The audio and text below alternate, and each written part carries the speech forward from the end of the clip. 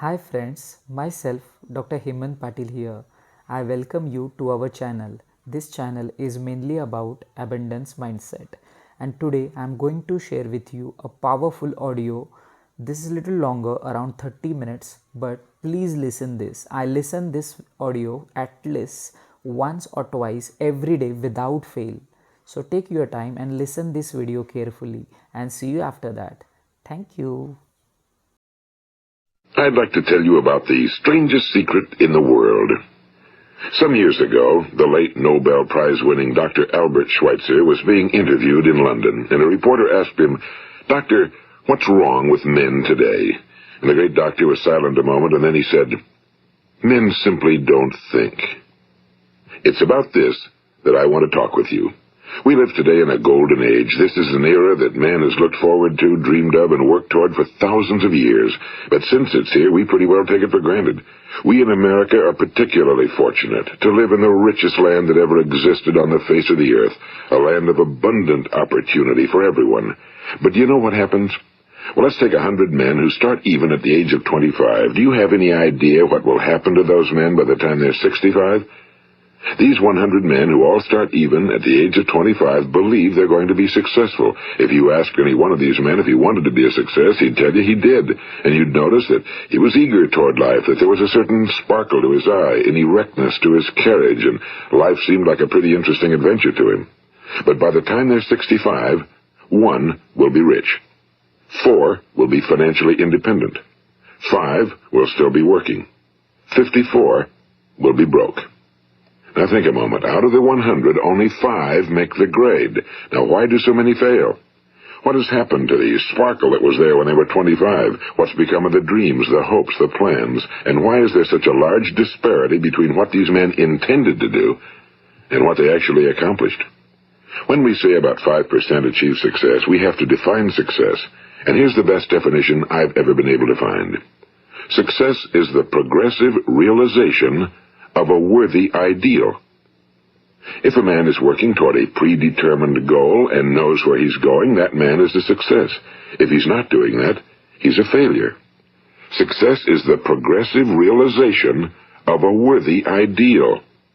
Rollo May, the distinguished psychiatrist, wrote a wonderful book called Man's Search for Himself. And in this book he says, the opposite of courage in our society is not cowardice. It is conformity. And there you have the trouble today. It's conformity, people acting like everyone else without knowing why, without knowing where they're going. Now think of it. In America right now, there are over 18 million people 65 years of age and older. And most of them are broke. They're dependent on someone else for life's necessities. Now, we learn to read by the time we're 7. We learn to make a living by the time we're 25. Usually by that time, we're not only making a living, we're supporting a family. And yet by the time we're 65, we haven't learned how to become financially independent in the richest land that has ever been known. Why? We conform. And the trouble is that we're acting like the wrong percentage group, the 95 who don't succeed. Now, why do these people conform? Well, they really don't know. These people believe that their lives are shaped by circumstances, by things that happen to them, by exterior forces. They're outer-directed people. A survey was made one time that covered a lot of men, working men, and these men were asked, "Why do you work? Why do you get up in the morning?" 19 out of 20 had no idea. If you ask them, they'll say, well, everyone goes to work in the morning, and that's the reason they do it, because everyone else is doing it. Now let's get back to our definition of success. Who succeeds? The only person who succeeds is the person who is progressively realizing a worthy ideal. He's the person who says, I'm going to become this, and then begins to work toward that goal. I'll tell you who the successful people are. A success is the school teacher who's teaching school because that's what he or she wants to do. The success is the woman who's a wife and mother because she wanted to become a wife and mother and is doing a good job of it. The success is the man who runs the corner gas station because that was his dream. That's what he wanted to do. The success is the successful salesman who wants to become a top-notch salesman and grow and build with his organization. A success is anyone who is doing deliberately a predetermined job because that's what he decided to do deliberately. But only 1 out of 20 does that. That's why today there isn't really any competition unless we make it for ourselves. Instead of competing, all we have to do is create. You know, for 20 years I looked for the key which would determine what would happen to a human being. Was there a key I wanted to know which would make the future a promise that we could foretell to a large extent? Was there a key that would guarantee a person's becoming successful if he only knew about it and knew how to use it? Well, there is such a key, and I've found it. Have you ever wondered why so many men work so hard and honestly without ever achieving anything in particular, and others don't seem to work hard and yet seem to get everything? They seem to have the magic touch. You've heard them say that about someone. Everything he touches turns to gold. And have you ever noticed that a man who becomes successful tends to continue to become successful? And on the other hand, have you noticed how a man who's a failure tends to continue to fail? Well, it's because of goals. Some of us have goals, some don't. People with goals succeed because they know where they're going. It's that simple. Think of a ship leaving a harbor, and think of it with the complete voyage mapped out and planned. The captain and crew know exactly where it's going and how long it'll take. It has a definite goal. Now, 9,999 times out of 10,000, it will get to where it started out to get. Now let's take another ship, just like the first, only let's not put a crew on it or a captain at the helm. Let's give it no aiming point, no goal, no destination. We just start the engines and let it go. I think you'll agree with me that if it gets out of the harbor at all, it will either sink or wind up on some deserted beach, a derelict. It can't go anyplace because it has no destination and no guidance, and it's the same with a human being. Take the salesman, for example. There's no other person in the world today with the future of a good salesman. Selling is the world's highest paid profession, if we're good at it and if we know where we're going. Every company needs top-notch salesmen, and they reward those men. The sky's the limit for them. But how many can you find? Someone once said the human race is fixed, not to prevent the strong from winning, but to prevent the weak from losing. The American economy today can be likened to a convoy in time of war. The entire economy is slowed down to protect its weakest link, just as the convoy had to go at the speed that would permit its slowest vessel to remain in formation. That's why it's so easy to make a living today. It takes no particular brains or talent to make a living and support a family today. So we have a plateau of so-called security, if that's what a person's looking for. But we do have to decide how high above this plateau we want to aim. Now let's get back to the strangest secret in the world, the story that I wanted to tell you today. Why do men with goals succeed in life and men without them fail? Well, let me tell you something which, if you really understand it, will alter your life immediately. If you understand completely what I'm going to tell you from this moment on, your life will never be the same again. You will suddenly find that good luck just seems to be attracted to you. The things you want just seem to fall in line, and from now on you won't have the problems, the worries, the gnawing lump of anxiety that perhaps you've experienced before. Doubt, fear, well, they'll be things of the past. Here's the key to success and the key to failure. We become what we think about. Now let me say that again. We become what we think about. Throughout all history, the great wise men and teachers, philosophers and prophets have disagreed with one another on many different things. It's only on this one point that they are in complete and unanimous agreement. Listen to what Marcus Aurelius, the great Roman emperor, said. A man's life is what his thoughts make of it. Disraeli said this, everything comes if a man will only wait. I've brought myself by long meditation to the conviction that a human being with a settled purpose must accomplish it, and that nothing can resist a will that will stake even existence for its fulfillment. Ralph Waldo Emerson said this, a man is what he thinks about all day long. William James said, the greatest discovery of my generation is that human beings can alter their lives by altering their attitudes of mind. And he also said, we need only in cold blood act as if the thing in question were real, and it will become infallibly real by growing into such a connection with our life that it will become real. It will become so knit with habit and emotion that our interest in it will be those which characterize belief. And he also said, if you only care enough for a result, you will almost certainly attain it. If you wish to be rich, you will be rich. If you wish to be learned, you will be learned. If you wish to be good, you will be good. Only you must then really wish these things and wish them exclusively, and not wish at the same time 100 other incompatible things just as strongly. In the Bible, you read in Mark 9:23, if thou canst believe, all things are possible to him that believeth. My old friend Dr. Norman Vincent Peale put it this way, This is one of the greatest laws in the universe. Fervently do I wish I had discovered it as a very young man. It dawned upon me much later in life, and I found it to be one of the greatest, if not my greatest discovery outside of my relationship to God. The great law, briefly and simply stated, is that if you think in negative terms, you will get negative results. If you think in positive terms, you will achieve positive results. That is the simple fact, he went on to say, which is at the basis of an astonishing law of prosperity and success. In 3 words, believe and succeed. William Shakespeare put it this way: our doubts are traitors and make us lose the good we oft might win by fearing to attempt. George Bernard Shaw said, people are always blaming their circumstances for what they are. I don't believe in circumstances. The people who get on in this world are the people who get up and look for the circumstances they want, and if they can't find them, make them. Well, it's pretty apparent, isn't it? And every person who discovered this for a while believed that he was the first one to work it out. We become what we think about. Now, it stands to reason that a person who's thinking about a concrete and worthwhile goal is going to reach it, because that's what he's thinking about, and we become what we think about. Conversely, the man who has no goal, who doesn't know where he's going, and whose thoughts must therefore be thoughts of confusion and anxiety and fear and worry, becomes what he thinks about. His life becomes one of frustration and fear and anxiety and worry. And if he thinks about nothing, he becomes nothing. Now, how does it work? Why do we become what we think about? Well, I'll tell you how it works as far as we know. Now, to do this, I want to tell you about a situation that parallels the human mind. Suppose a farmer has some land, and it's good fertile land. Now, the land gives the farmer a choice. He may plant in that land whatever he chooses. The land doesn't care. It's up to the farmer to make the decision. Now, remember, we're comparing the human mind with the land because the mind, like the land, doesn't care what you plant in it. It will return what you plant, but it doesn't care what you plant.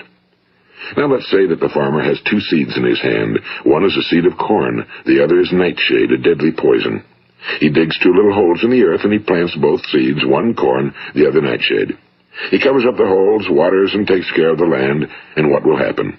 Invariably, the land will return what's planted. As it's written in the Bible, as ye sow, so shall ye reap. Now remember, the land doesn't care. It'll return poison in just as wonderful abundance as it will corn. So up come the 2 plants, one corn, one poison. Now, the human mind is far more fertile, far more incredible and mysterious than the land, but it works the same way. It doesn't care what we plant. Success, failure. A concrete, worthwhile goal, or confusion. Misunderstanding, fear, anxiety, and so on. But what we plant, it must return to us.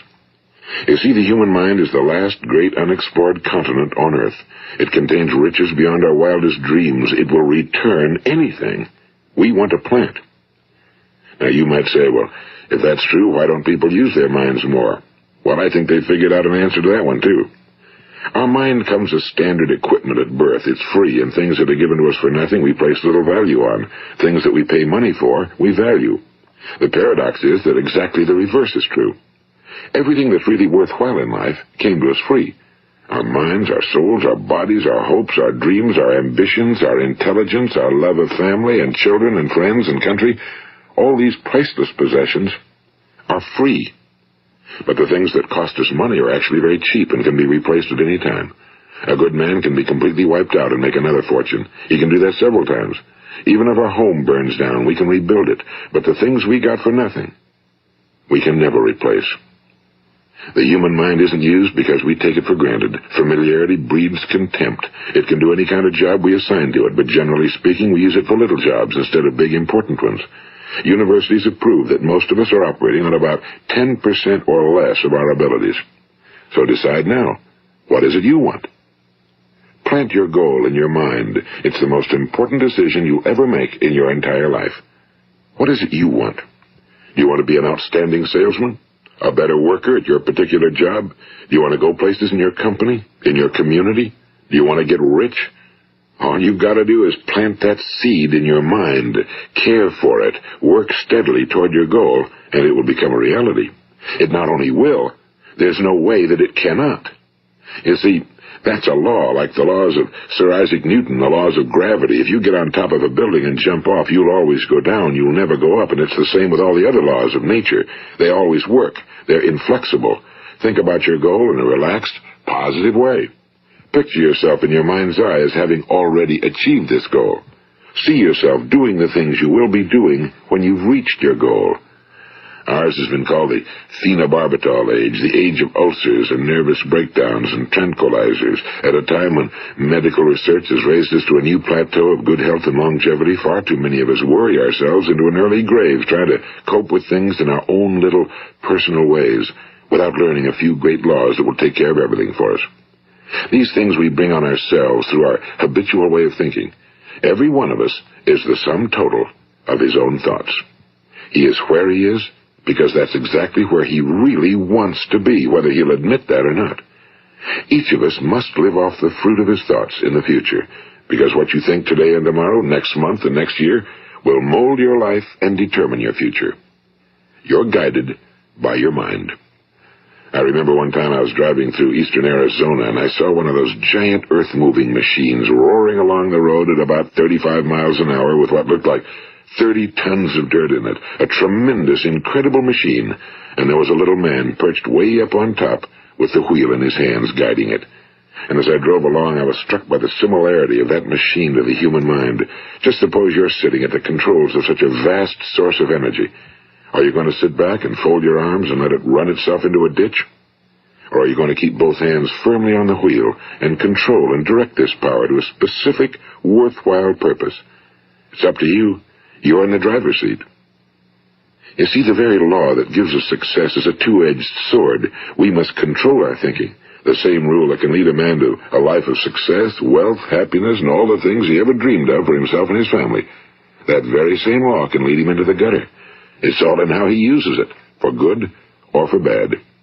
This is the strangest secret in the world. Now, why do I say it's strange, and why do I call it a secret? Actually, it isn't a secret at all. It was first promulgated by some of the earliest wise men, and it appears again and again throughout the Bible, but very few people have learned it, understand it. That's why it's strange, and why for some equally strange reason it virtually remains a secret. I believe that you could go out and walk down the main street of your town and ask one man after another what the secret of success is, and you probably wouldn't run into one man in a month who could tell you. Now, this information is enormously valuable to us if we really understand it and apply it. It's valuable to us not only for our own lives, but the lives of those around us, our families, employees, associates, and friends. Life should be an exciting adventure. It should never be a bore. A man should live fully, be alive. He should be glad to get out of bed in the morning. He should be doing a job he likes to do because he does it well. One time I heard Grove Patterson, the great late editor-in-chief of the Toledo Daily Blade, make a speech, and as he concluded his speech, he said something I've never forgotten. He said, "My years in the newspaper business have convinced me of several things. Among them, that people are basically good, and that we came from someplace, and we're going someplace. So we should make our time here an exciting adventure. The architect of the universe didn't build a stairway leading nowhere." And the greatest teacher of all, the carpenter from the plains of Galilee, gave us the secret time and time again. As ye believe, so shall it be done unto you. I've explained the strangest secret in the world and how it works. Now, on this side, I want to explain how you can prove to yourself the enormous returns possible in your own life by putting this secret to a practical test. I want you to make a test that will last 30 days. It isn't going to be easy, but if you'll give it a good try, it will completely change your life for the better. Now, back in the 17th century, Sir Isaac Newton, the English mathematician and natural philosopher, gave us some natural laws of physics which apply as much to human beings as they do to the movement of bodies in the universe. And one of these laws is that for every action, there is an equal and opposite reaction. Simply stated, as it applies to you and me, it means we can achieve nothing without paying the price. The results of your 30-day experiment will be in direct proportion to the effort you put forth. To be a doctor, you must pay the price of long years of difficult study. To be successful in selling, and remember that each of us succeeds to the extent of his ability to sell. Selling our families on our ideas, selling education in schools, selling our children on the advantages of living the good and honest life, selling our associates and employees on the importance of being exceptional people. To, of course, the profession of selling itself. But to be successful in selling our way to the good life, we must be willing to pay the price. Now, what is that price? Well, it's many things. First, it's understanding emotionally, as well as intellectually, that we literally become what we think about, that we must control our thoughts if we're to control our lives. It's understanding fully that as ye sow, so shall ye reap. Second, it's cutting away all fetters from the mind and permitting it to soar as it was divinely designed to do. It's the realization that your limitations are self-imposed and that the opportunities for you today are enormous beyond belief. It's rising above narrow-minded pettiness and prejudice.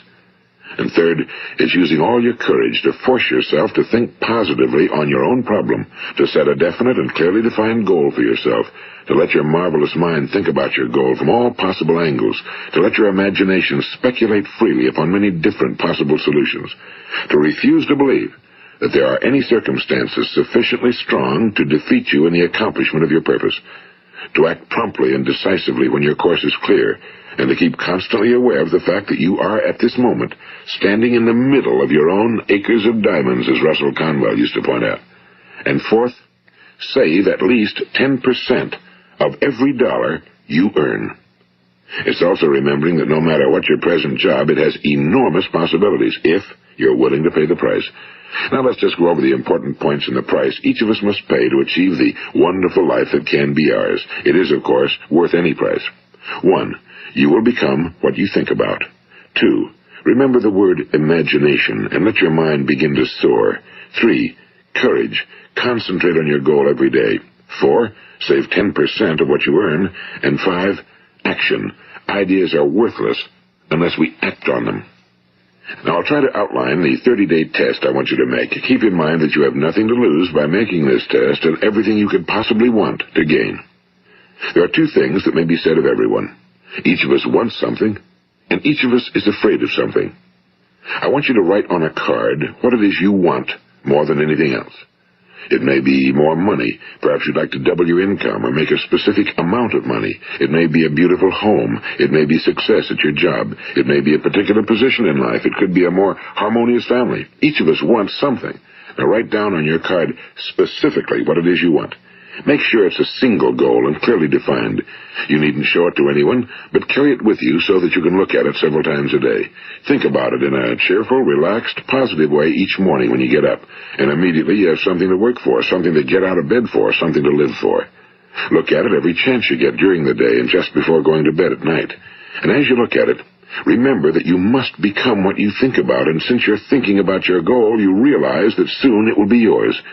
In fact, it's yours really the moment you write it down and begin to think about it. Look at the abundance all around you as you go about your daily business. You have as much right to this abundance as any other living creature. It's yours for the asking. Now we come to the difficult part. Difficult because it means the formation of what is probably a brand new habit, and new habits are not easily formed. Once formed, however, it will follow you for the rest of your life. Stop thinking about what it is you fear. Each time a fearful or negative thought comes into your consciousness, replace it with a mental picture of your positive and worthwhile goal. And there will come times when you'll feel like giving up. It's easier for a human being to think negatively than positively. That's why only 5% are successful. You must begin now to place yourself in that group. For 30 days, you must take control of your mind. It will think about only what you permit it to think about. Each day for this 30-day test, do more than you have to do. In addition to maintaining a cheerful, positive outlook, give of yourself more than you've ever done before. Do this knowing that your returns in life must be in direct proportion to what you give. The moment you decide on a goal to work toward, you're immediately a successful person. You are then in that rare and successful category of people who know where they're going. Out of every 100 people, you belong to the top 5. Don't concern yourself too much with how you're going to achieve your goal. Leave that completely to a power greater than yourself. All you have to do is know where you're going. The answers will come to you of their own accord and at the right time. Remember these words from the Sermon on the Mount, and remember them well. Keep them constantly before you this month of your test. Ask, and it shall be given you. Seek, and ye shall find. Knock, and it shall be opened unto you. For every one that asketh receiveth, and he that seeketh findeth, and to him that knocketh it shall be opened. It's as marvelous and as simple as that. In fact, it's so simple that in our seemingly complicated world, it's difficult for an adult to understand that all he needs is a purpose and faith. For 30 days, Do your very best. If you're a salesman, go at it as you've never done before, not in a hectic fashion, but with the calm, cheerful assurance that time well spent will give you the abundance in return you deserve and want. If you're a homemaker, devote your 30-day test to completely giving of yourself without thinking about receiving anything in return, and you'll be amazed at the difference it makes in your life. No matter what your job, do it as you've never done it before for 30 days. And if you've kept your goal before you every day, you'll wonder and marvel at this new life you've found. Dorothea Brand, the outstanding editor and writer, discovered it for herself and tells about it in her fine book, Wake Up and Live. Her entire philosophy is reduced to the words, act as though it were impossible to fail. She made her own test with sincerity and faith, and her entire life was changed to one of overwhelming success. Now, you make your test for 30 full days. Don't start your test until you've made up your mind to stick with it. You see, by being persistent, you're demonstrating faith. Persistence is simply another word for faith. If you didn't have faith, you'd never persist. If you should fail during your first 30 days, by that I mean suddenly find yourself overwhelmed by negative thoughts, you've got to start over again from that point and go 30 more days. Gradually, your new habit will form until you find yourself one of that wonderful minority to whom virtually nothing is impossible. And don't forget the card. It's vitally important as you begin this new way of living. On one side of the card, write your goal, whatever it may be. On the other side, write the words we've quoted from the Sermon on the Mount. Ask, and it shall be given you. Seek, and ye shall find. Knock, and it shall be opened unto you. Nothing great was ever accomplished without inspiration. See that during these crucial first 30 days, your own inspiration is kept at a peak. And above all, don't worry. Worry brings fear, and fear is crippling. The only thing that can cause you to worry during your test is trying to do it all yourself. Know that all you have to do is hold your goal before you. Everything else will take care of itself. Remember also to keep calm and cheerful. Don't let petty things annoy you and get you off course. Now, since making this test is difficult, some will say, why should I bother? Well, look at the alternative. No one wants to be a failure. No one really wants to be a mediocre individual. No one wants a life constantly filled with worry and fear and frustration. Therefore, remember that you must reap that which you sow. If you sow negative thoughts, your life will be filled with negative things. If you sow positive thoughts, your life will be cheerful, successful, and positive. Now, gradually, you will have a tendency to forget what you've heard on this recording. Play it often. Keep reminding yourself of what you must do to form this new habit. Gather your whole family around at regular intervals and listen to what's been said here. You know, most men will tell you that they want to make money without understanding the law. The only people who make money work in a mint. The rest of us must earn money. This is what causes those who keep looking for something for nothing or a free ride to fail in life. The only way to earn money is by providing people with services or products which are needed and useful. We exchange our time and our product or service for the other man's money. Therefore, the law is that our financial return will be in direct proportion to our service. Now, success is not the result of making money. Making money is the result of success, and success is in direct proportion to our service. Most people have this law backwards. They believe that you're successful if you earn a lot of money. The truth is that you can only earn money after you're successful. It's like the story of the man who sat in front of the stove and said to it, "Give me heat, and then I'll add the wood."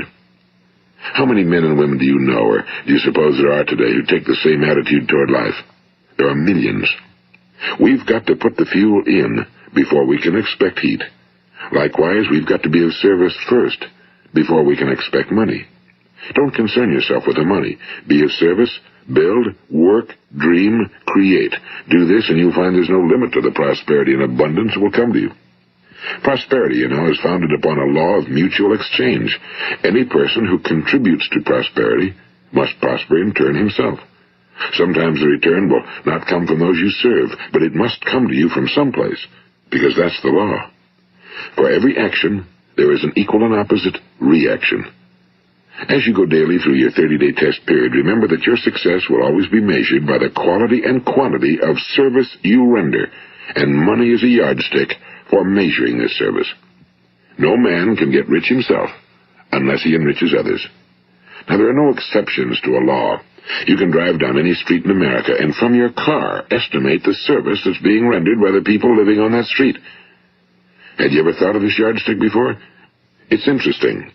Some, like ministers and priests and other devoted people, measure their returns in the realm of the spiritual, but again, their returns are equal to their service.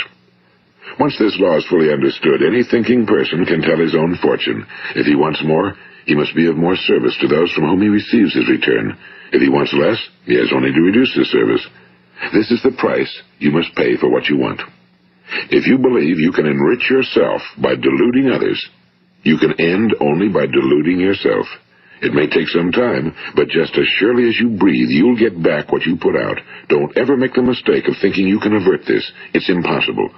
The prisons and the streets where the lonely walk are filled with people who tried to make new laws just for themselves. We may avoid the laws of man for a while, but there are greater laws that cannot be broken. An outstanding medical doctor recently pointed out 6 steps that will help you realize success. 1. Set yourself a definite goal. 2. Quit running yourself down. 3. Stop thinking of all the reasons why you cannot be successful and instead think of all the reasons why you can. 4. Trace your attitudes back through your childhood and try to discover where you first got the idea you couldn't be successful, if that's the way you've been thinking. 5. Change the image you have of yourself by writing out a description of the person you would like to be. And 6.